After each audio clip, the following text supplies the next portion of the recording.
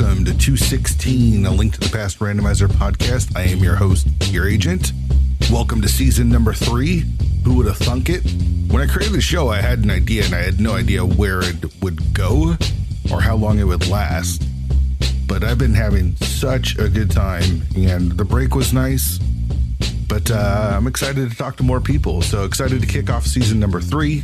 Excited to be here. Today on the show, we've got ChelseyxLynn. Very excited that she agreed to do the show and to kick off season number 3. So it's been a little bit since season number 2. Where do we begin? I guess we'll start off with some house cleaning. 216 Weekly's going strong. Participation continues to grow. We're building a cool little racing community on Saturdays. We've been playing some really wacky shit on these off weeks. It's been fun. This past Saturday, we had Adirondack Rick and Homewrecker on the restream, with Homewrecker taking the W and has chosen Shadow Rush as the mode for this week's 216 Weekly. Shadow Rush is a structural mic created mode, so you know it's bananas. Inverted, 6 out of 10 Triforce Hunt, 1 on each boss. There's no Moon Pearl. Moon Pearl doesn't exist. It's Key Sanity, starting boots, starting sword, starting empty bottle, and 6 hearts. And you start with all the compasses and keys. Okay, it sounds bonkers, but that's what we're going to be doing this Saturday, noon Eastern. Everyone's welcome to join. We'll be restreaming it on my channel, twitch.tv/fearagent_. So that's been a lot of fun. It's fun to watch the 216 Weeklies grow. Also, bonus 216 content. As a thank you to everyone who's subbed to my Twitch channel, again, twitch.tv/fearagent_. Every episode will have a little 10 to 15 minute bonus episode recorded with it that will be available to all of my subscribers in the 216 Discord. This is just me trying to give back to the ones that threw a little cheddar my way or use that Prime subscription on my channel. So if you've ever listened to the show in the past, you know that we get to the hour mark and it's just like, where did the time go? It feels like that happens with every guest. So now we do have a little bit of bonus content, and that is available to all of the subs of my channel in the Discord at the same time that the episode is released. But, and this is a big but, at the end of the season, I'll take all of those bonus episodes and combine them into one full episode that will be released on the main stream, available to everyone. So please don't feel like you are missing out by not subbing to my channel. Everyone will have access to these bonus episodes. The subscribers just get early access to it. So by subscribing to my Twitch, you get access to my Space Monkey emotes, which are the best emotes on Twitch, and you get early access to the bonus episodes. But again, I want to emphasize this. Please don't feel any obligation to sub. You will get the bonus episodes at the end of the season. Once everything's all wrapped up, I'll put all of those together. It'll be a longer episode because it's going to be, 10 to 15 minute chunks. So I might even release it as 2 episodes. I'm not sure. We haven't got that far yet, but it will be available to everyone. So you want a little early access to some of the extra content, sub to my channel and join the 216 Discord, and you can get access to that. But again, we'll be free to everyone. So that's the house cleaning stuff. A lot has happened since the end of season 2 of the podcast. The league is about to wrap up the regular season. The Divine Beastie Boys, my team, are currently 11-1 as we head into the final 2 weeks. Week 7 is 2 weeks to account for Thanksgiving in the US here. It is co-op Enemizer. Starting boots is the last week. We're 11-1 and we locked a playoff spot. One more win in the final week guarantees us the division. We're likely to have the division locked up already, but there's a possibility, I think, with some tiebreakers, that if we go 0-2 and Bottles on Empty goes 2-0, some other stuff happens, that they could get the top spot. So we just need to win one of the two.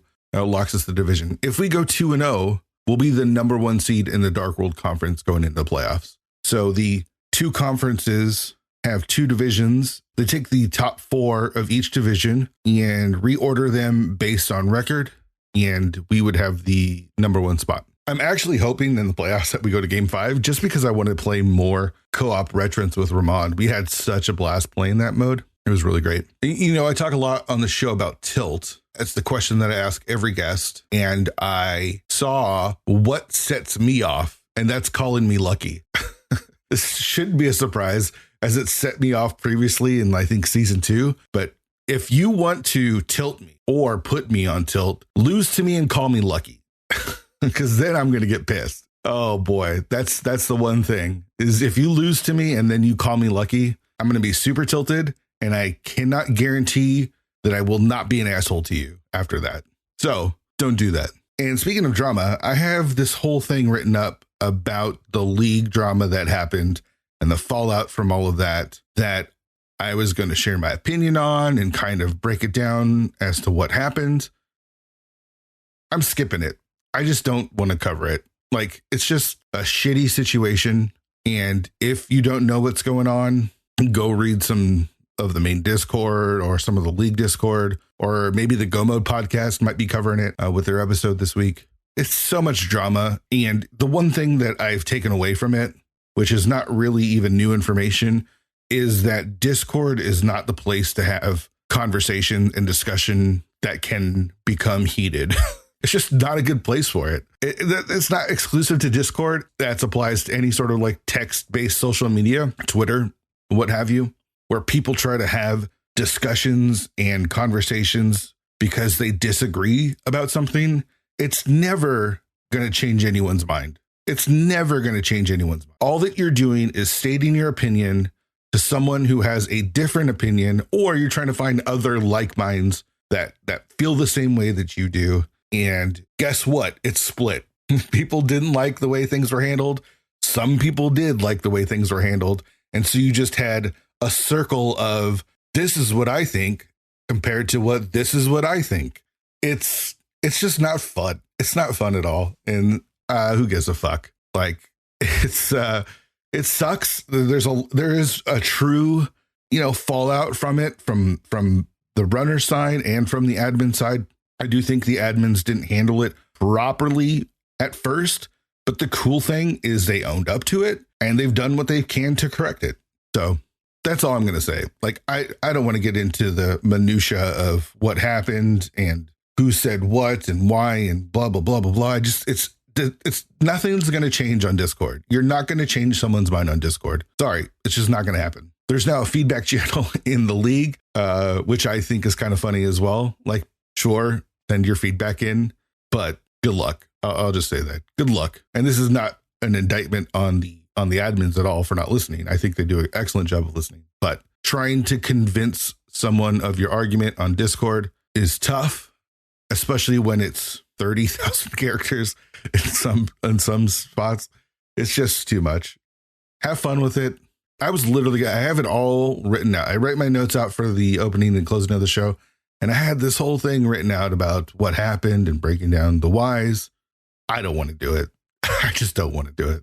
So if you want to get the info on some of the league drama that's happened, just check out one of the Discords. It's bound to be there somewhere. Positive stuff.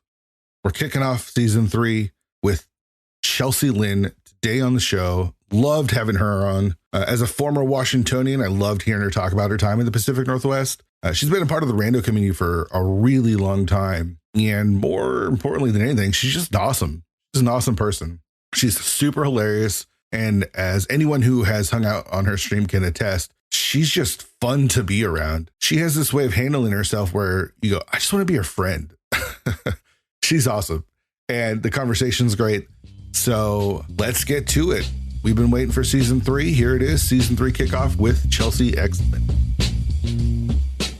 All right, so Chelsey, thank you so much for doing the show. No, thank you for having me.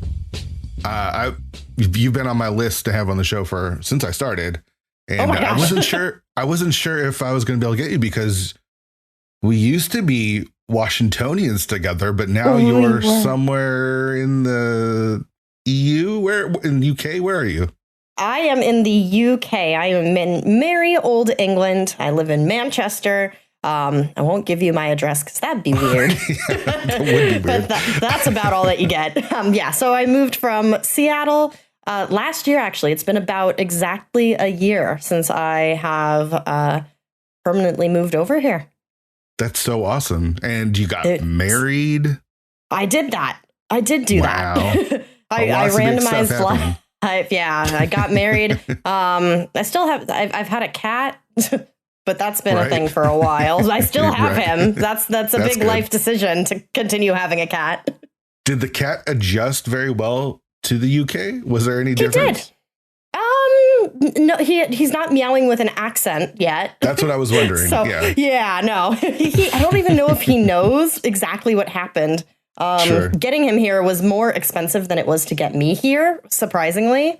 Really? Yeah, it was about double what it was. Wow. Shipping a cat from the United States to the United Kingdom apparently is a hectic situation. So wow, yeah, I never would have thought that. I think you just pack them in the bag and bring them with you or whatever. No, for whatever reason, they make it really difficult where you're not allowed to bring him or her, whatever cat, pet with you in the cabin when you're going specifically to the United Kingdom for whatever reason.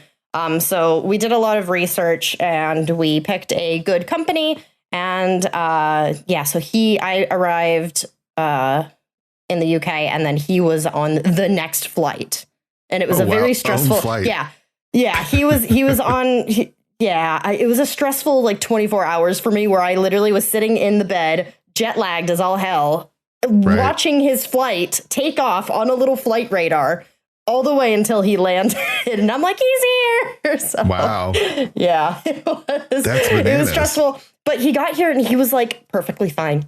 It was like nothing happened. He was like, I'm chill. I'm cool. What's this? Yeah. Are you going to feed me, Mom? Where can I shit and where can I eat? Yep. Yep. Yeah. So, that was probably the craziest part about moving was getting the cat over. But yeah, that's interesting. Everything's good. That's awesome. So you've been a part of the rando scene for a long time, long before I got here. So I have many questions. But first, let's just kind of start with where you started with gaming. Like what was kind of your gaming history? Were you playing when you were a little kid? I think I came out of the womb. Oh, really? with a controller. Nice. No, my parents played video games. My dad was a big gamer when he grew up. When he was younger. My mom was playing video games. So from the beginning, I'm pretty sure as soon as I was able to hold the controller, they were like, "Yeah, get this kid playing Mario." So yeah, my first system that I remember owning was a Nintendo 64. I believe we did have the old consoles, the SNES, the NES, the Atari, all of that. We had those, but the first one I have memories of playing is the N64, which, that might not say a lot for my memory, but no, I think I was like 4 by the time it came out. Oh my gosh, you're such a baby. I'm a baby. After saying that I was old. I know. Well, I guess it's all relative, right? Like, okay, so your family was a gaming family. Was it specifically Nintendo for you? It was pretty specifically Nintendo. My dad got an Xbox when that came out. We never really got into PlayStation. PlayStation was the one system I never really played a lot growing up. I played it at like friends' houses. But yeah, very specifically Nintendo and Xbox for a while. And then what was your favorites? What were you playing that you liked the most? Banjo-Kazooie was probably my favorite. Yeah, that's a good one. Zelda, obviously. Not A Link to the Past, believe it or not, but we'll get to that. We'll get to that. What else? So Mario 64, obviously. Sonic Adventure on the Dreamcast. That was my jam. Those are the games that I very distinctly have memories. Oh, Donkey Kong 64, pretty much all the Rare games.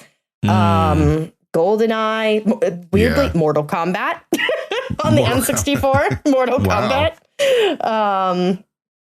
Those are the games that I can point to and be like, yep, I remember playing the crap out of these games. But I was very versatile just because my dad, he had a versatile collection. My mom didn't really like us playing Mortal Kombat. So he'd, when mom was away, he'd be like, all right, kids, get in here. Gonna beat each other up. So was that what it was? It was a lot of opportunities to play with your dad? Video games? Yeah, because so he was busy, but when he was around, he was just playing video games with us. And even my grandparents, I played Zelda with my grandma, and I played Banjo-Kazooie and Donkey Kong 64 with my other grandma. Wow. So even they were like into the video games, which is wild to me. Yeah. So just the whole family was a big part in playing video games. It was never a looked down upon thing. They never like felt like I wasn't being productive in life. They always supported it and always knew that it was something that I really, really enjoyed doing. And they wanted to join along with it. That's awesome. And it wasn't like, because in the 90s, or especially the 90s, it was like video games are for boys and they're for like nerds. You know what I mean? It wasn't as mainstream as it was now. So you didn't get any of that kickback or feel any of that kickback from your family then? Oh, absolutely not. No, but because they only had girls. It was me and my little sister, and we both just were always on the Nintendo and the Dreamcast. So we lived our life there. Co-op stuff with your sister, or were you competitive with her? Competitive? No, actually, she wasn't very good at video games. So, and you know what? To be honest, little Chelsey, I don't think she was very good at video games either. Really? Yeah. But my sister was worse, which was the good news. So no, I didn't have to be competitive because I just wiped her butt in everything we did. That's the best way to do it. Are you the older sister? I am. Yeah. Okay. So that's the way it's got to be. I'm the older brother. So gotta beat up on the younger ones. I was like, 5 and she's 2. So, I mean, what is she going to do? It's the perfect age. Pick on them when they're little. Pick on them when they're little. And that I did. So as you got older, did you continue gaming on as you grew up and got into high school and moved on? Oh, yeah. I would come home from school and the first thing I did would be boot up the GameCube, boot up what did I play in high school? I guess the Wii. At that point, what else would I play? Usually the GameCube, though. The GameCube was the big thing. Xbox. High school is when I discovered my favorite game of all time. So I was playing that very frequently, which would Knights of the Old Republic. That's your Star favorite Wars game of all time? That is my favorite game of all time. Please. So I think it was the first game that like the story truly just like blew my mind, because there were games that like 1,000-Year Door, good story. Other games did I play that I like? The Shenmue, also a good story. Oh yeah, gosh, super underrated. Loved Shenmue. Yeah, Shenmue is another one in my top favorite games that I have really good memories of. But for some reason, playing KOTOR, I just really enjoyed how. For me, being, like I think 13, 14 years old, it was so customizable to me. Even though it was a linear story, like you could play it differently each time. The whole, if people aren't familiar with it, it's a Star Wars game. You can either choose light side or dark side. So, you go through it and you make dark side choices, or you can make light side choices. And, there's different outcomes, and everything you do influences like the Force. So it's just so cool to me, and I just really, really enjoyed it, and I loved my party members, and I think I had a crush on Carthonasi, so there was that. That's awesome. Were you a Star Wars fan going into it, or was it just that's another family hand me down. I see. It was my dad's game initially, and I was watching my dad play it, and my parents got divorced around the time I was in 4th grade. So my dad moved to California. We'd go to California, and a lot of our time was spent playing video games there. So a lot of our breaks, we weren't going to school during our summer break, spring break. So we had a lot of time to just hang out and play video games. Yeah. So I'd sit down and watch my dad play it. And then one year he was all like, I'm not really playing the Xbox anymore if you want to take it back to Arizona with you. And I was like, okay. So I took Knights of the Old Republic with me, and I just never stopped playing it. Wow. It blew my mind. I thought it was so cool. Can you go back and play it again, or have you gone back and played it again? Does it still kind of hold up, or is it okay? Multiple times. Yeah, I haven't actually played it in a while. The first one. I think I've started the first one a few times and I got halfway through it and then something else gets my attention. Sure. Or, I'm an adult with adulty things that I need to do. Right. So my time has been split. Knights of the Old Republic 2, it's actually been a really long time since I've played that one and it's due a replay. But my PC doesn't like that game too much. I think for some weird reason, it's too old for my PC to play. And it doesn't like it. My tablet, it works fine on my tablet of all things. But yeah, no, my PC doesn't like it too much. So is the first one your favorite though of I don't know how many are there? There's two. Oh, okay. Yeah, so there's pros and cons to both. I've always said that the first game I've always felt has the better story. But the gameplay doesn't quite stack up to the second one, and it's the inverse of the second one. The story doesn't grab me as much. It's okay, but it doesn't grab me as much. But the gameplay and like all the like little bits and bobs, like just things that you influence are enhanced. So that I found more fun. So I could go back to either of them and be like, yeah, this is great for different reasons. Mm-hmm. Yeah. So did you say you were in Arizona? You didn't grow up in Washington State? Oh, yeah. No, I didn't. I was born and raised in Arizona, and I lived there for about 22 years before moving to Seattle. What brought you to Seattle? That's a big so move. I first went to from Arizona. I'm all about the big moves, apparently. Yeah, apparently. So I went to Seattle for the first time for PAX. Was it called PAX West back in the day? What is it now? Is it PAX Prime now? I don't remember. I don't even think it's PAX Prime anymore. I don't even know what they call it. That's what it was. It was PAX Prime initially. I think it's PAX West now. I couldn't remember. So it initially was PAX Prime because it was the first of its kind. It was the first PAX. So and when they started opening like East and Australia and South, right? It was called Prime, and then they eventually just named it West to make things easier. So I went to that in 2012. I turned 18 the day before I flew out to Seattle. It was the first time I went anywhere on my own, just for fun. And I went to a convention, and I just fell in love with Seattle. I'd been other places in the States, but it was always with family. It was the first place that I went on my own, and it was just so different from everywhere else I'd ever been. It was so green and so blue. Yeah. And I just, it's in the middle of summer, so it's just the most perfect time. I had the most amazing seafood while there. I was just absolutely stars in the eyes in love. And I was like, I'm moving here one day. Yeah. So fast forward, what would it be? 4 years, 5 years? 4 years. I did it. I had some life circumstances change where I finally was just like, what is stopping me from doing it? So I had some friends that lived there. I visited them. And at the end of the visit, I'm all like, how would you feel if I moved here? And they're like, do you need somewhere to stay? I was like, uh-huh. And they're like, all right, let's get an apartment.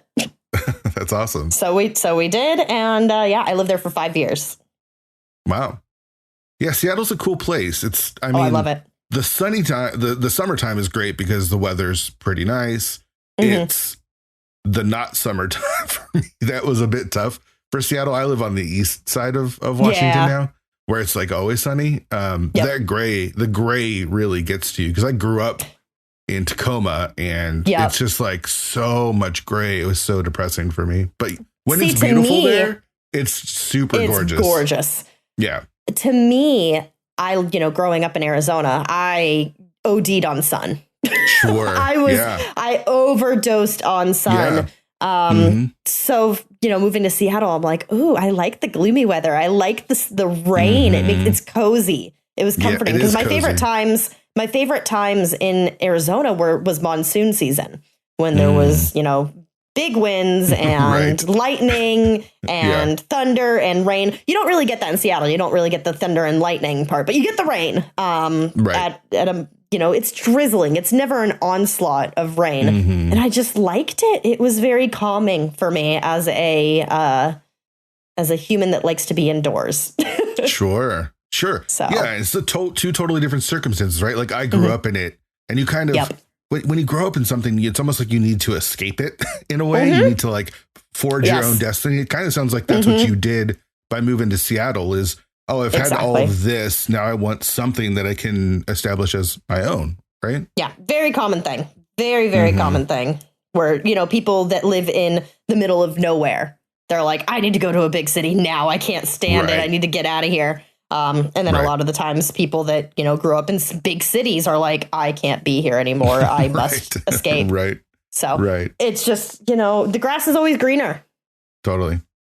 And it's that sense of growing up too, right? Like, there's that independence that you gain by moving away. And, you know, I really am envious of the fact that you were able to be brave enough to leave the comfort of whatever it is that you had at home and you know, forge your own path. I was always scared to kind of do that. So I'm always really envious of people that they're able to take that leap of faith. Yeah, I was out of the home the moment that I turned 18. I moved in. Yeah, I moved in with friends in a different city in Arizona. So like it was like I've moved in stages. It was like little like city to city jump, and then a state to state jump, and now a country to country / continent to continent jump. Yeah. Kind of skipped another step there. Bigger from there, like where do you go from there? Like Antarctica. I go to Mars. I go to Mars. Yeah. So when did you discover Link to the Past then in all of this? The first time I played it, I was still pretty young. So just vanilla Link to the Past, still pretty young. Played it at a friend's house, I think. I never owned it. I played it at a friend's house.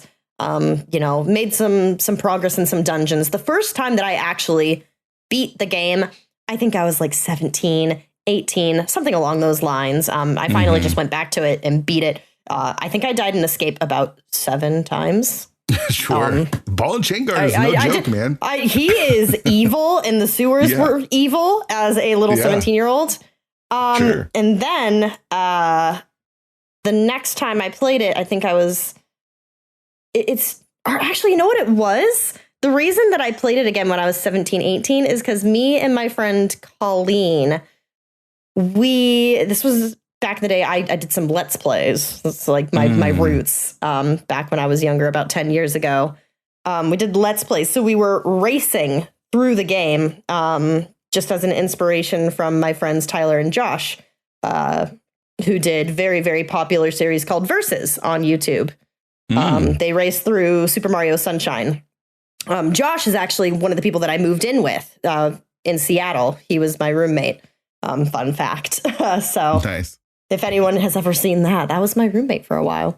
So we did a race of A Link to the Past in that kind of similar vein.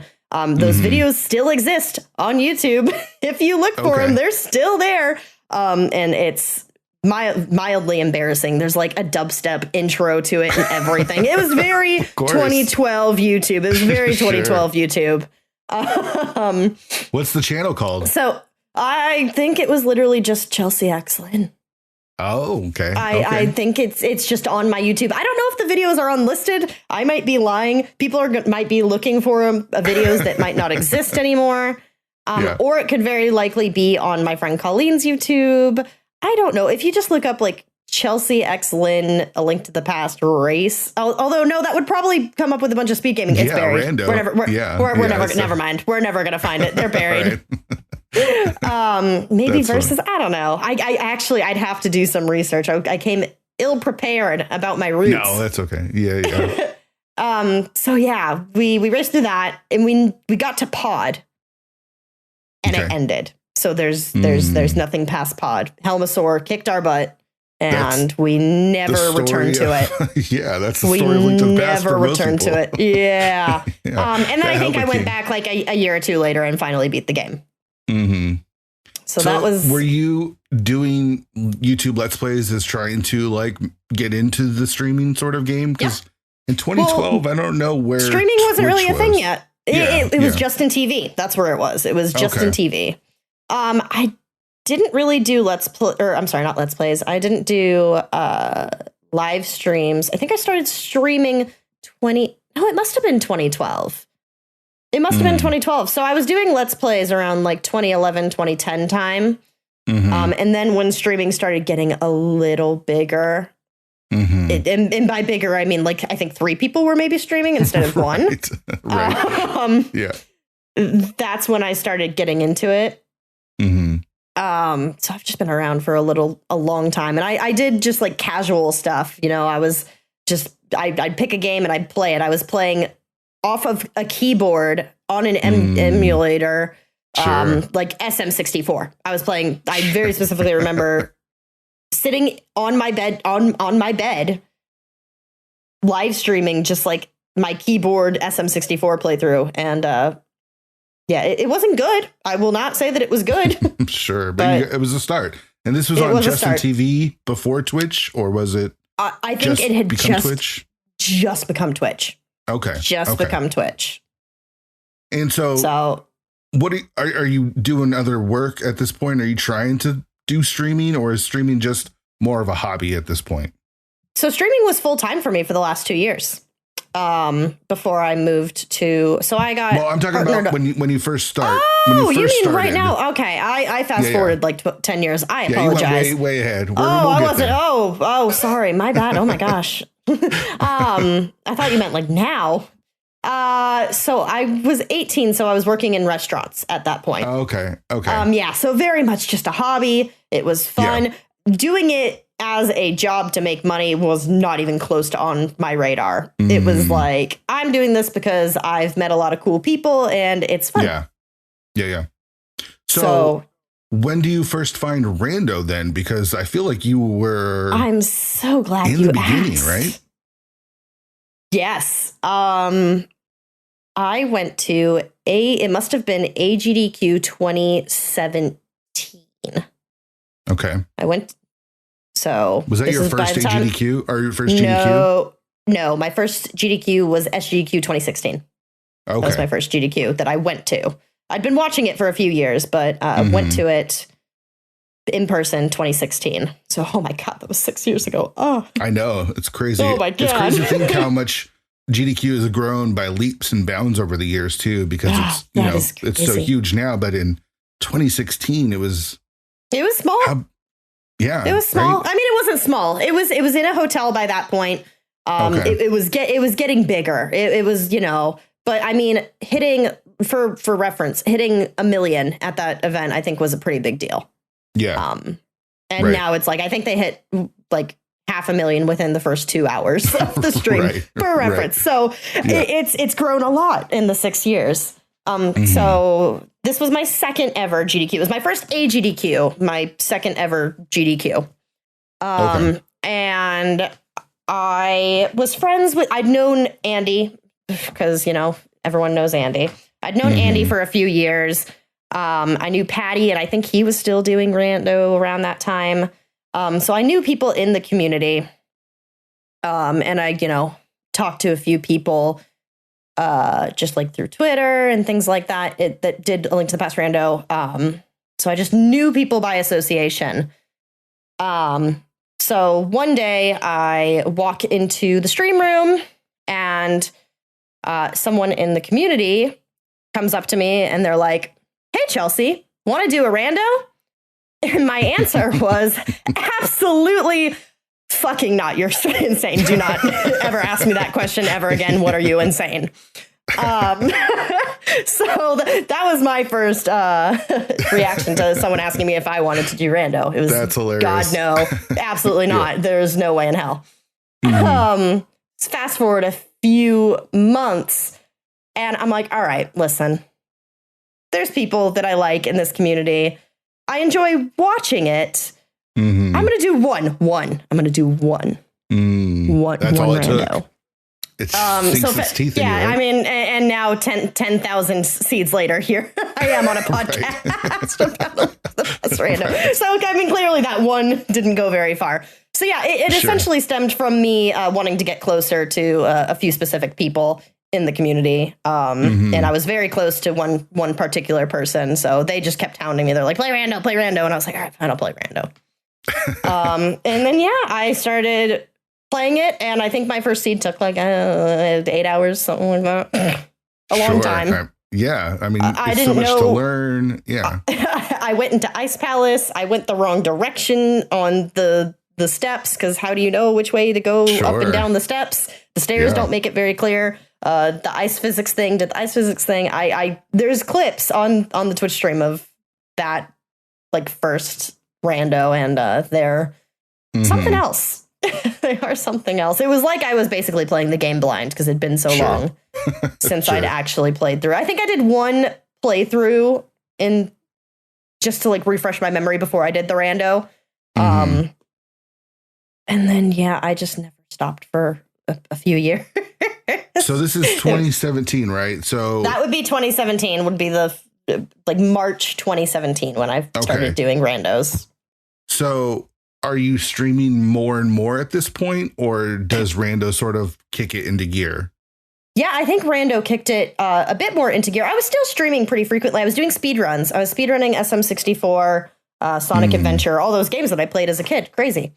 So I was speedrunning pretty frequently, a few times a week whenever I had time, still working in restaurants. So, most of my time is dedicated to that. But on my days off, I'd, be playing, streaming. I'd come home, stream. Still did a lot of casual gaming, though. Played through, visual novels, Danganronpa, things like that. I did a lot of those playthroughs in my off time. Pretty much anytime.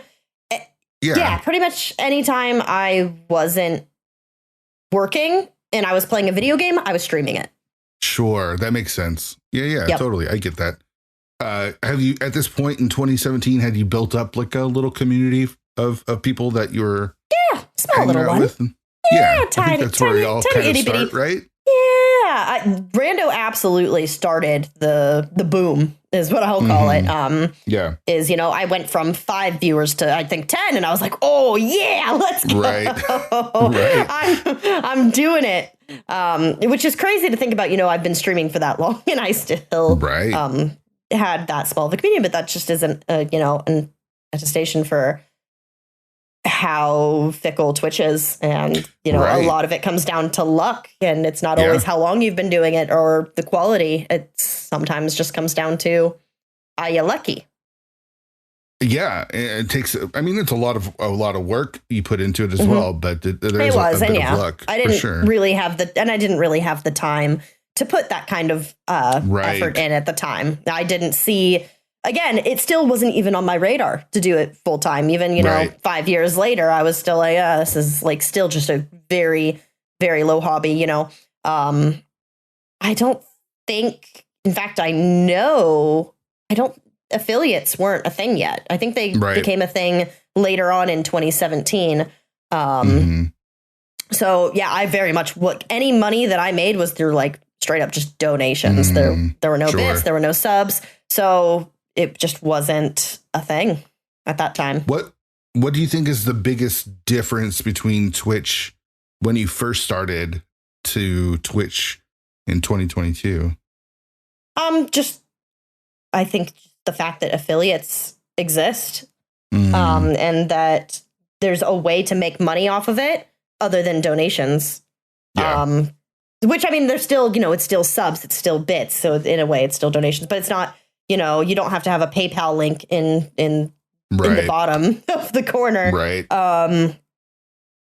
It's, and getting affiliate is still an achievement. I'm not saying it's like free, because it's absolutely not.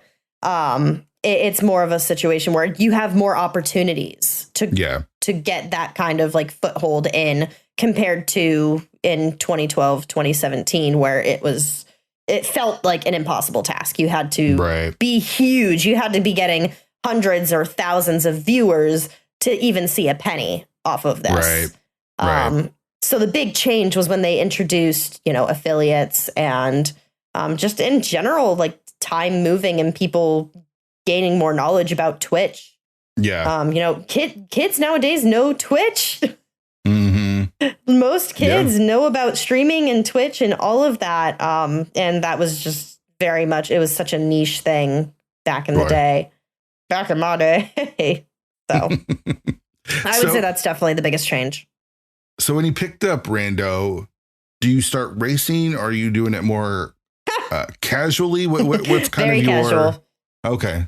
I had to be convinced many times to start racing because I just wasn't confident in anything. I wasn't doing NMG yet. So it was very much just a fun thing to do. I didn't like the idea of doing it competitively because I thought it would ruin it for me.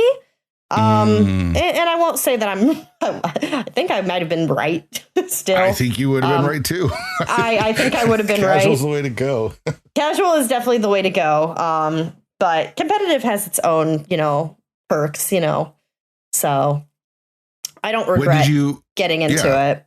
When did you do your first race? Do you remember? Well, my first casual race or my first actual race? I'll go to my okay, I'll go to my SRL profile. I'll find this out.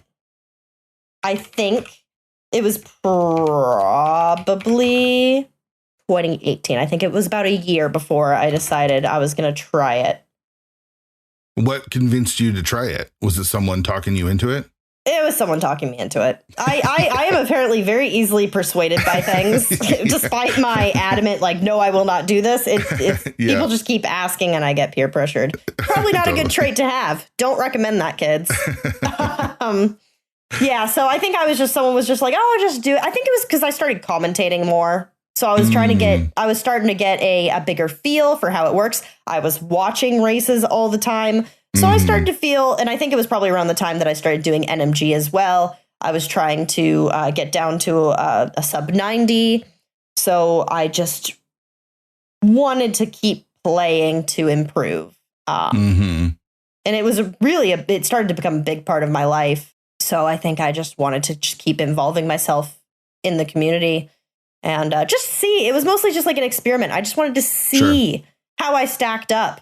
And back then it was, I don't want to say it wasn't as competitive, because, you still had, the Andes and, the Bens at that time. Right. That were, but it was definitely a smaller community at that point. It was still growing. It was. So it was easier to qualify. The first tournament that I joined, there was no really qualifier section. It's just you sign up and you do it. So it was just smaller. There was less of I don't want to say it was less of a competition, but it was a lot easier to get into the qualifications to to join the tournament. Right, there wasn't 300 people. There wasn't 300 people signing up, doing a qualifier. It was the 128 cap was pretty comfortably met. So did you go into GDQs? Were you there for the 2018 AGDQ with Christos and Andy? I was on the couch, not the commentator couch. Oh, okay. I was on the back. Okay. I was on the back couch. Okay. Because that was one of the big moments, right, of Rando that sort of caused one of the big explosions. It kind of got a lot of runners, including myself, into the game. Yeah, so they have the commentator couch, and then they have was it Willard? It was Willard, Patty, Willard and Vitor. Patty and Vitor. But I was gonna say, so yeah, it was those three. So they weren't right behind the racers, right? Either they were in their own separate area. So we were on the couch, but it was the not talky couch. It's you have the racers, and then you had me and Kels, and I think Feeny and Saku were there with me. Oh, okay. Behind me. So yeah, no, I had a front row seat to that awesome race. Yeah. So is 2018 when you decided to start making the push for partner and to start doing this full time? When did that happen? It happened in 2020 because I was still working in restaurants, and the restaurant closed due to this little thing called COVID. Just a small, tiny little thing. Nothing huge. Just a little thing. Right. Just this little thing. So that happened. The restaurant closed, and suddenly I have way too much time on my hands. So I literally just put something in my Discord, and I said, all right, this is the time. This is the moment. I have endless free time. I'm going to push for partner. And it took from probably about, we went into lockdown around like April, March, something like that. Yeah, it was like March, I think. Yeah. So from then, I think May is when I started really pushing because I think my numbers started increasing in May. Mm-hmm. So I think that's when I made like the announcement, like I'm going for it. So I think they went to 30 in May, and then they jumped up the next month to like 50. And then eventually they got to like 70, 80, 90. And then in August of 2020, I was partnered. Awesome. And yeah, so at this point, you're just, I'm all in. I'm all in, gonna do this full time. Yep. How did it go in the beginning? Because it's unsure territory, right? Like it was scary. It was. And at that point, things were like kind of starting to open up again. My restaurant, I think a few weeks after I got partnered, was like, all right, we're starting to open up again. We're going to we want you to come in. And I essentially told them, no. I told them, I'm like, I am going to pursue other options in life. The pandemic kind of opened up my eyes, and I've been, working in a restaurant. I've been serving and bartending for 10 years, and it's just time for me to move on. So when they asked me to come back to work, I basically told them to go, fuck themselves. I was like, no, not gonna happen. I'm gonna play video games at home. Bye. I was a bit nicer. I did put a formal 2 weeks in. I was a bit nicer because I did work there for a while. Politely go fuck yourself. Politely go fuck yourself. So I left my job and started doing it full time. Moved to a big, nice high rise in the city. I was living big for a while. Yeah, I was. I had just the most amazing year. My last year in Seattle was fantastic. I wouldn't have traded it for the world. Despite being in lockdown and not really being able to do much, I just had a wonderful time. It was a very good way to spend my last year in Seattle. And I was streaming full time. I was loving life. I was incredibly happy. Yeah, I felt very, very lucky in that year. So you didn't find the push to partner to be very stressful, or how did it go for you? It was stressful. Oh, it was awful. Okay. I didn't do anything but rando. And as I said, I did a lot of other things that I enjoyed doing. I enjoyed streaming. Whole lot of other things. I was starting to get into Ocarina of Time rando at that point too. So I threw a couple of those in, and I'd go from A Link to the Past, and I'd go to Zooter, and I wouldn't get as many viewers, and I'd be like, shit, okay, I need to go back. I need to go back to A Link to the Past. So I was pretty much just doing A Link to the Past for a few months. And marbles. People loved marbles as well. People love marbles, man. People love marbles, man. They really do. So those were like the two things that I was doing pretty consistently. And at this point, I'd met my husband. Okay. My now husband. Your now husband. So was kind of now nursing a new relationship and, being all fluttery about that. So I'm juggling, trying to get partner while also spending time with this guy who makes me really, really happy. Can you tell me a little bit about how that happened? We don't have to go super specific, but you're in Seattle, he's in London, or Manchester. Don't say he's in London. I know. I corrected myself because I know how it is. Like, people are like, oh, you're from Washington. How's Seattle? It's like, I'm really not really in Seattle, but no, it's Washington, right? Everything is Seattle. No. Seattle is Washington. Right.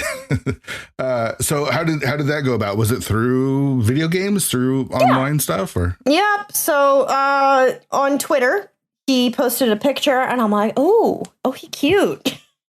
So I followed him, as you do. Followed him, and he weirdly, I don't know why, followed me back. And then completely forgot about him for a few months. Just completely went off my radar. I followed him. I was like, oh, he's cute, sure. And then one day I was playing Thousand Year Door, but badly translated. So like it went through translation like 100 times, and it was just put into the funniest dialogue. Sure. I was playing that, and he likes Thousand Year Door. So he came to my stream, and said something in chat. And I'm like, oh, it's that guy, that cute guy from Twitter. So I, interacted with him. I was like, oh, hello in stream. That was a little less weird and a little more like, oh, hello, how are you? Right. a little less like that. Creepy. A little less creepy. But like very much made it clear that I'd noticed that he was there. And then he just kind of never went away. Yeah. He just kind of kept coming to stream. And the more he talked in my chat, the more I'm like, oh, he's actually funny. He has a personality. And he was coming to my stream. I should, every day. Every single day he was there from the time that I started until I stopped. And I knew he lived in England. And he would stay up until very, very, very late and still be in chat. And I noticed that. And usually when you think about someone in chat, you don't think that they're gonna, end up being your husband, but hey. Right. And he didn't want to be that chatter. He was all like, I'm not going to hit on the Twitch streamer. I'm not going to hit on the Twitch streamer. Right. And so he's not one creepy day either then, so right? He's not creepy at all. Right. No. He was not being creepy about it. He was being very respectful, was very much just a viewer, but like still coming to stream. And I noticed that he was at stream a lot. So clearly I was doing something right. So I one day decided to just drink a lot of White Claw, and everything good comes from drinking White Claw. Sure. Every good decision usually starts with I drink a lot of White Claw. I drink a lot of black cherry White Claw. And I started streaming, and I don't remember how it got to this, but I made a channel point reward of slide into DMs. That was the point reward. And when I was building this, I got a little saucy, and I'm like, all right, how many points should I make this with the very explicit intention of baiting Daniel, my husband, into redeeming it. Sure. I was like, how many points does everyone have? Just out of curiosity. Yeah. And he put like 10,000, and I was like 9,999. Within 0.1 seconds of me putting that there, he redeems it. That's hilarious. So he redeemed it. I sent him a DM right after stream because other people redeemed it because, they're like, oh, sure. This is funny. He was the first person I DM'd after stream, and we haven't not talked a single day since that. Wow. Yeah. And that's our love story. That's awesome. It's so cool when stuff like video games brings us all together, right? Like it does. It completely changed my life. Yeah. Every single thing that I've done in life has been because of video games. I moved to Seattle because I went to a gaming convention and fell in love with it. And I moved in with people that I knew through Let's Playing. I started doing A Link to the Past and doing that. And now I'm partnered, and I did that full time for 2 years. And now I live in the UK because of video games. Every single big thing in my life was from video games, and all positive things. Yeah, that's super awesome. So when you're doing your partner push, you notice that Link to the Past is kind of what brings the numbers in. Yeah. Was that a little frustrating because you do like playing so many other games? Very frustrating. Like I said, I felt forced into doing A Link to the Past. And I think it kind of made me not like it as much, unfortunately. Sure. Yeah. Just because I felt forced into doing it. And this is a common thing you'll hear with a lot of people that got partnered through A Link to the Past is they're like, I'm so ready to get partnered and not play A Link to the Past for a while. Yeah. I hear, not to call him out, but Willard said the exact same thing. Yeah. He was all like, oh my God, once I was partnered, I was so happy to not play Link to the Past for a little while. And that's just when you get burnt out. It's the same thing with anything. You get burnt out on things eventually. But I still, I'm still doing it to this day for some reason. Yeah. So I guess I didn't get that burnt on it. Because I do still enjoy it to a degree. To do it, right? Then it becomes something that you don't enjoy. Yeah, it's different when you're forced to play a game, which sounds so silly, but it's true. It's like you, especially being a person that enjoys as much variety as you do, it's hard to be locked into one single thing. So when you got partner, did that free you up then because you're no longer worried about your numbers as much? I mean, numbers are still important, right? Yeah, no, it is, because you still want to, keep the momentum going. You don't want to just fall off immediately. Right. Funnily enough, I didn't even, when I got the actual like partner acceptance, I wasn't even playing A Link to the Past. I was playing right. I was playing Zooter, and no one let me live that down, because I was like very much so dunking on Zooter for a few years. Mm-hmm. I was like, Zooter sucks. Why do I play Zooter? Zooter's bad. And now I love Zooter. So literally I got partnered as I was playing Zooter, so no one lets me live that down. Hilarious. What do you feel is your relationship to the competitive angle of Rando? Like, I don't know how many tournaments you've done, but you've been in the league since season 2. Was it season 2? I guess it was season 2, huh? Because it's on season 4 now? 5. 5? Oh, God. Ah! I've been doing it for how long? Yeah, so it's 5 seasons. Okay, season 2. Yeah, yep. Were we? That was before it was invited. It was when you could still just like walk up and be like, "Hey, I'm gonna do this." Everyone is invited, and it was a big mess that year. It was a big. But that was your first season. I love being a part of messes. Yeah, it was you, Locke, and Fentalis. Yep. Mm-hmm. And I remember the But We're Buddies name. I remember being in your chat talking about the name and trying to clear it with me. I'm like, can we, how far can we push this? Yes. How far can we push this? Because I don't think it was But We're Buddies. I think it was something else. Obviously having to do with butts because it's you, right? I think it was just supposed to be Butt Buddies. I just asked. I just straight up asked. I'm like, am I allowed to just name our team Butt Buddies? And you were like, no. It was a hard no. And I was like, fine. So I talked to Fentalis and Locke. I'm like, how do we get around this? And they're like, but we're buddies. And I'm like, that sounds right. I would have loved to go with Butt Buddies, but I remember talking to this in your chat at the time. I'm like, we can't have you on restreams having everyone say Butt Buddies like all the time. It's just, we could. It just wouldn't work for speed gaming. Right. It would work for us now, but yeah.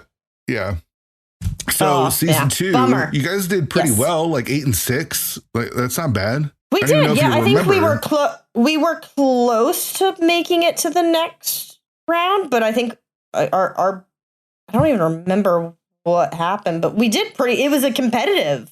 Mm-hmm. What's the word I'm looking for? Division. Season? It was very, very in season. Yeah, it was just that division was really, really competitive. So we did well. After that, not so much. Yeah, so season 3 was the first year of the Invitational. Yep, and we were invited for some reason. Well, since it was the first season of Invitational, we took every team that won a certain amount of points. That's right. And so your team won 8 and 6, which was the lowest that we lowest. So everyone that had 25 or 24 points and above got an invite, and But We're Buddies was one of them. I mean, you guys missed out the playoffs on one win, so it's not like you were. Yeah, that's true. It's not like you're like a terrible team or anything. Yeah. But season 3 rolls around, and it didn't necessarily go your way that year. No, it didn't. We didn't win a single match, did we? You went 0-14, unfortunately. Yeah. I don't think we did well. I think I blocked it out of my memory. Were we the only team that did that? Let me take a look. So that was season 3. I was gonna say, I'm like, that's something to be proud of. There might have been one other. You have something very in common with Wall Kicks, because I was gonna say, was it Wally's team? Wall Kicks, Nilson Alex, and Sir Linkalot also went undefeated without a win. Oh, good. Yeah, Wally has like won things. Yeah. Wally has won things.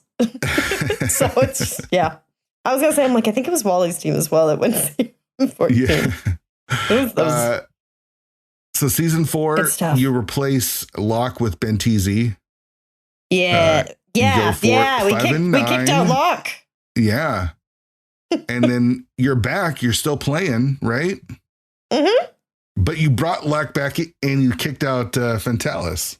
Yeah. So to be fair, we're just trying to, build up our resume. We just want to, I'm the only consistent. I'm the only consistency here. Yeah, you are. You Which, hold the whole thing together. I hold But We're Buddies together. I am the glue.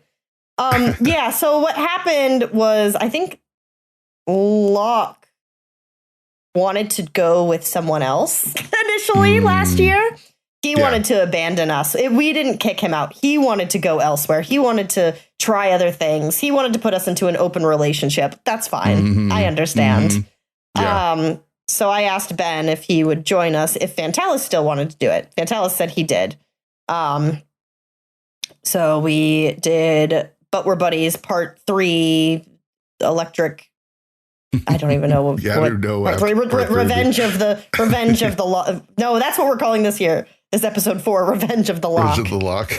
Yeah. I don't remember what episode 3 was. But then this year, Ben and Locke just came to me and they're like, hey, we're going to do the league again. Do you want to join? So Fantalis was just kind of find out. I love Fantalis. I love Fantalis. I don't think he really plays Rando that much anymore, so I don't think he's Yeah. It's fine. So, again, kind of going back to that question of being competitive or your relationship with the competitive scene, what's your experience with like the main tournaments and all the different tournaments? And then what has your experience been with the league? Obviously, you enjoy it because you've played 4 seasons, or I don't know. Yeah. Maybe I'm putting words in your mouth. What do you think? I do enjoy it. I don't think that I'm well suited for it, but I do it because I like pain, I guess. I don't know. Sure. I think it's just because it makes me still feel close to the community. I'm like, yep, hi, I'm still here. I still do this, by the way. Yeah. I've just been doing it for so long that I'm just like, yeah, I'll join. And every damn year fear, I say, I'm not going to do it. And I don't know what happens. I think like a demon takes over my body and they're like, do it. And suddenly I press the submit button on the sign up sheet. This last tournament, I qualified. I did those qualifier races fully intending not to qualify. So not, going back to the main tournament, I was like, yeah, I'll do these qualifier races. I'm not going to make it. What's the worst thing that could happen? Apparently qualifying was the worst. Qualifying was the worst thing that could happen. I did not expect to actually qualify. So I'm like, oh shit, I have to keep playing. So I it's a tongue-in-cheek relationship, I think. It's like I poke fun at it, but I do actually enjoy it to an extent. It's definitely not suited for me. I'm very, very, I don't practice. I don't know a lot of the new tech. Like, I don't keep up on things like that. I don't know how people are routing anymore. I literally play like it's 2017. And it definitely doesn't work to my advantage sometimes. Sure. So yeah, I definitely don't know the metas. I don't know, a lot of things, but it's still fun for me. It's still fun. How'd you do in the tournament? I think I actually almost went into brackets. Nice. What happened? I beat frickin' oh my gosh, who did I beat? It was very memorable for you. This actually was crazy. I didn't expect to win this. Hold on. This is just gonna take 1 second. Don't worry. I have to look back. Gonna take a minute. Yeah, I don't have the challenge pulled up. It's got it. I got it. A Big Dunka. Okay. I somehow beat Big Dunka. How did I forget Big Dunka? I went into that race being like, there's absolutely no way that I win this.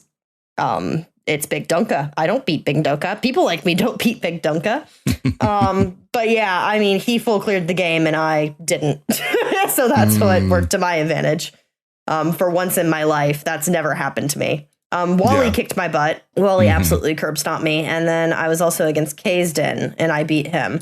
So it actually ended up being kind of close. Wally was the only person that was 100% proceeding into brackets. And then it was between I think I had to, it was between me, Big Duncan, and Kazden, I think. Yeah. It looks like you and Kazden went 2 and 4. Duncan went 3 and 3. And it looks like if one of whoever, got that 3 and 3 spot was going to advance. Yeah. Yeah. So I think if I'd beaten Wally, it would have been between me and Big Duncan. And then there would have been a tiebreaker. And then I would have gotten curb stomped then. That would have been my dying moment. I feel like you have a healthy relationship to the competitiveness is where you don't take it so serious. Yeah, like it's just fun. It's just another way to play the game. And I think that's kind of one of the things that has drawn me into watching you as a streamer even is you're like, who gives a shit? This is just like supposed to be fun.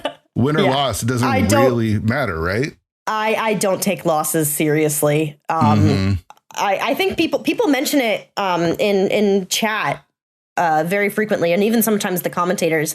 After a loss, I'm laughing. I'm having fun. I'm joking. I'm all like, yeah, I made bad decisions. Yeah, I died to cold stare. Why? Yeah. I don't know. Chelsey, why did you do this? I don't know. It's a great question. I just did it. So yeah, no, it's just fun for me at the end of the day. And it's probably, if I really wanted to be good at rando, I should take it seriously. I should, focus on what I need to do to be better. You look at other competitive gaming and, the people that come up and they're like, yeah, whatever, I should have played better. People are like, that's not a good mentality to have. In my opinion, I think rando benefits from being rando, and you have to just shrug your shoulders and be like, it's rando. You can do everything right and still lose. And if you can accept that, the more better relationship I think you'll have with the game. Right. And it's just it's a better overall experience for the people watching you stream, right? Like even you as a commentator, I guess we got to talk about Pound Town, right? Like that was something that happened. You have this. I mean, we couldn't go the whole show without me at least bringing up Pound Town. You have this like air about you. You have this lightness about you. You have this just straight. You're fun, right? Like you're fun on stream. You take a piss out of yourself a lot. I do. You talk about butts a lot, and everyone loves butts. So there's that as well. Everyone loves butts. So what happened? I don't know if I saw the stream with Pound Town. That was a reference to Hammer Pigs. Do you remember this now? I was hungover. It was the day after New Year's Eve. So it was New Year's Day. Okay. Me and Duck is all like, let's commentate. It was, I think, Chris versus someone. Oh, it wasn't. It was a main tournament race, right? It was a main tournament race, and it's someone that I'm friends with, and now I feel bad that I don't remember who it was. You were hungover. Who cares? I was hungover. They can get over it. They can get over it. It was New Year's Day. Yeah. It was New Year's Day. So yeah, I just did a Chelsey thing. Couldn't remember the name of Hammer Pegs. And was just like, he's going to the Pound Town, just trying to find words to express the place that I was talking about, not realizing what it was that I was actually saying. And then chat goes, as they do, ballistic. They're like, did she just say Pound Town? What did she just say? And, that's how it goes. And then Duck, who I was commentating with, looks at the chat, realizes what I said. He didn't realize what I said at the time. He was like in his own little ducky world and had no idea what I'd said, is looking at chat and he's like, Chelsey, did you call that Pound? And I'm like, I can see chat going crazy. I'm trying to like keep myself together as he's like talking serious commentary things. And I'm just like, oh my gosh. So yeah, that has gone down as somehow one of the greatest commentary. Well, it's like one of those things. It's like, it's so funny in the moment, right? And now it's beaten to death with a stick. Yes, and then what do they do with it? With anything that's like good, they pound they it into the ground. They pound it. They pound. And it becomes It's a shame. no longer funny, right? It becomes No like, longer funny. it's like, it was funny because she couldn't remember hammer pegs and it's such a funny name. Da, da, da. And now it's like PED. It's the PED thing, right? Like everyone talks about PED. It's like, get over yourself. It's like, it's not interesting. It's not funny. It's I get it. It was funny in the moment. Now let it go. But now we need to let it go. Yeah. It was good stuff. I mean, I still, even on my own stream, I would never say it in commentary. I know for a fact, I'm not going to say it in commentary. That's that's a big no. I got it. Right. But in my own stream, I'll be like, yep, going to Pound Pound Town. Because it's just, why would I not call it Pound Pound Town in my own stream? I don't make a big deal out of it. Right. It's just, that's just its name to me now. The problem is Speed Gaming Chat turns it into something that it doesn't need to be. Whereas like, you can have fun. You can have fun with it for sure. Yeah. Oh man, we've already hit the hour mark. So I'm going to ask you the final, I know, right? I'm going to ask you the question that I ask everyone. And it's going to be a little bit different because I mean, what we just talked about is you're able to have fun. I ask everyone about tilt. How do you handle tilt? How do you handle tilt, whether it's with this game or another game, whether it's while you're racing after like last locating or after you lose? What's your approach to handling tilt, or do you even have one? I do. I get tilted, believe it or not. I do. In the game, when I'm playing the game, when I'm actually physically, my hands are on the controller and I'm playing the game and things are going bad, I do get tilted. Once the controller is down, the dot done or the dot forfeit is in, that's when I let things go. It's, it's done, it's over. I can breathe and I can be happy again. So I don't even know if I deal with tilt well. I rant. I'm like, I'm mad. I'm tilted. Why is this not going well? I hate that this isn't going well. I think maybe that is a coping mechanism. I think venting, I think just gets it all out. And that's why maybe at the end, I'm able to just let it all go. Yeah. It's because I get it all out in the moment. Sure. And obviously I don't want to tilt because it affects the rest of your gameplay. So I do think it's something that I should get better with. Because eventually, things aren't going right. And then suddenly I'm like, I need to rush Swamp Palace with no hammer because that's a great decision. So I don't even know if I handle it very, very well. But I'd say I do vent as I'm playing. And I think that gets a lot of that negative energy out at that moment. I need to get better about keeping a clear head and focusing on what I'm doing instead of the past, because I will dwell on things when I make a mistake. If I die, if I do something silly, if I forget something, I do dwell about it. And it is something that I do need to get better about. Sure. I think that's actually great advice, though. Just letting it out, like instead of like penting it up and then releasing it at the end, which I don't know, maybe I probably do that. I don't even know. I think just allowing yourself to feel it and be okay that you're feeling it and be mad and all that kind of stuff. I think that's really actually pretty good advice.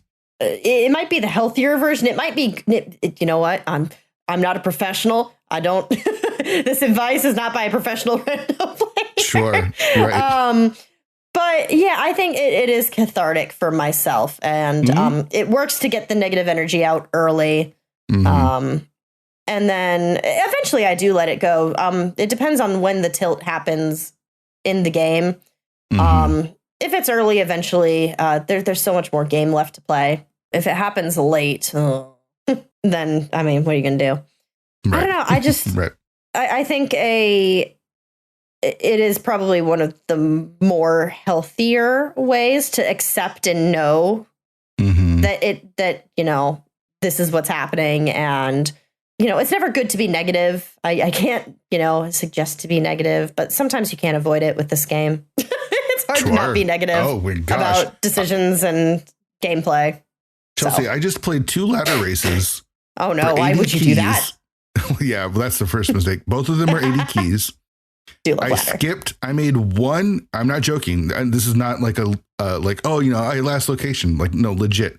I made one skip in the entire game, which was GT tile room, So not an unreasonable skip. Looking for the castle tower small key, right? I just needed the castle tower small key. That was the one check I did not do. Guess where it was? Was it in Tile Room Fear? It was the GT Tile Room. Oh, that sucks, right? That really sucks. The story doesn't end there. The story doesn't end there. It doesn't end there? No, because it's still going. Next day, I play the 80 Keys ladder again. Again, thorough. Do everything. I'm looking for the Palace of Darkness big key, which is a pendant. I do everything except for GT Tile Room because I go, it can't be there again, right? It can't be there again. You can't know. So I get shit in GT that leads me to like Skull Woods Big and the shovel and all this other stuff. I did everything. It was in GT Tile Room again. So you didn't. What are the odds? You didn't listen to the last seed. You weren't like, I'm not skipping this again. I'm not going to say this is a skill issue. But I mean, what are the odds, man? That is fair. Being the only thing you skipped.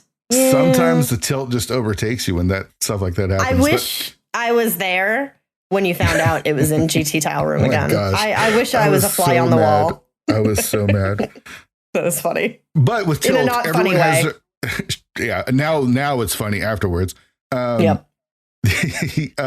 Everyone has different ways of handling tilt. I found doing the show, and everyone has different ways of handling it and expressing it and stuff like that. So I really just like hearing everyone's perspective on how they do it. So really appreciate that. Of course. Thank you so much for kicking off season 3 and coming on the show. I can't thank you enough. Thank you. I can't believe how fast that hour went. Right. It does go by really fast. We barely talked rando, right? I think I talked about like butts and Compound Town more than actual rando. But it doesn't even matter. I just loved hearing your story and I loved having you on the show. I can't thank you enough. Thank you. Thank you so much for having me. Genuinely, it was such an honor to kick off season 3. And I hope the rest of your season goes off even better than this one. Again, huge shout outs to Chelsey. So glad she agreed to kick the show off. So glad she agreed to come on the show and kick the season off. The guest list for the season is awesome. Our hardest part about season 3 really was choosing the guest list and trying to book it. The community that we have here in Rando is huge and it's full of awesome people to talk to. And honestly, I feel really bad that I can't put people in this season. Like I have like the list of people, right? And that continues to grow as other people are like, oh, you should add this person, or you should add this person, you should have this person, someone that I may not have heard of. So the list is huge already. Then trying to narrow that down to 16, 17 people is so tough. My goal was to have 16 guests this season. We have 17. I couldn't do it. I just couldn't do it. I was trying to narrow down between 2 people because I wanted to hear from both of them and I didn't know what to do. And I was asking the mods in my 216 Discord, like, who should I choose of these 2 people? And Sigma's like, just do a Thursday episode. And I was like, all right. So we added both. So there's 17 guests this season. Narrowing that guest list down is super hard. I don't want to leave anyone out. There's so many people that I want to talk to. It's tough. It really is tough because I don't want to leave anyone out. But I do have to narrow it down to a reasonable amount. So there's 17 guests. It means there's going to be 17 episodes. I think there's 3 Thursday episodes this season. The guest list is awesome. The guest list is awesome. We've got some really big names. We've got some newer runners. We have people that don't really even play the game all that much. We have people from all over the world. It's going to be a fun season. And thank you all for listening and subscribing. The numbers continued to grow while we were on break, which was not something that I expected. So shout outs to everyone. Join the Discord. 216pod.com has all the links you need. We're having a good time over in the Discord. So yeah, 216pod.com has the links to join the Discord. Please subscribe wherever you get the podcast. And if you could leave a review on Apple Podcasts, that would really help us out as well. The 216 Weekly this Saturday, noon Eastern, playing that silly structural mic mode. I don't even remember what it's called. Shadow Rush. That's what we'll be playing this Saturday. We'll be back on Monday. Thanks for listening. See you next week.